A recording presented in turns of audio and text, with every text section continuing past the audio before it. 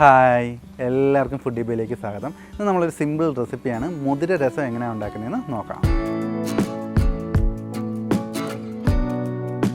അപ്പോൾ ഇതിനായിട്ട് നമ്മളിപ്പം 100 ഗ്രാം മുതിര എടുത്തിട്ടുണ്ട്. അത് നമ്മൾ നന്നായിട്ട് പുഴുങ്ങി അതിനകത്ത് വെള്ളം മാത്രം ഇങ്ങനെ ഊറ്റിയെടുത്ത് ഒരു ബൗളിലേക്ക് മാറ്റുക.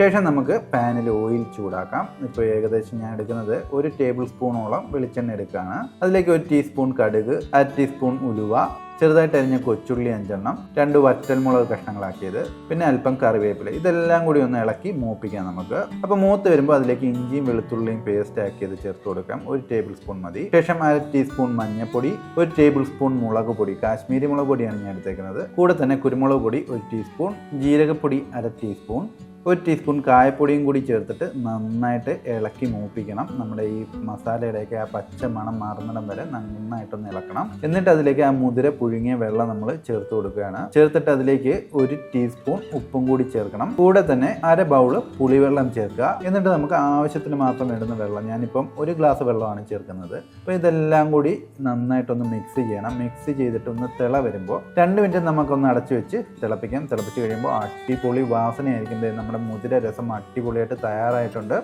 അപ്പോൾ നിങ്ങളൊന്ന് ട്രൈ ചെയ്ത് നോക്കുക, എങ്ങനെ ഉണ്ടായിരുന്നു കമൻറ്റ് ചെയ്യുക. അതോടൊപ്പം തന്നെ നമ്മുടെ ചാനൽ മറക്കാതെ സബ്സ്ക്രൈബ് ചെയ്യുക, എല്ലാവർക്കും ഷെയർ ചെയ്ത് കൊടുക്കുക. അടുത്തൊരു അടിപൊളി വീഡിയോ വരുന്നവരെ ബൈ ബൈ.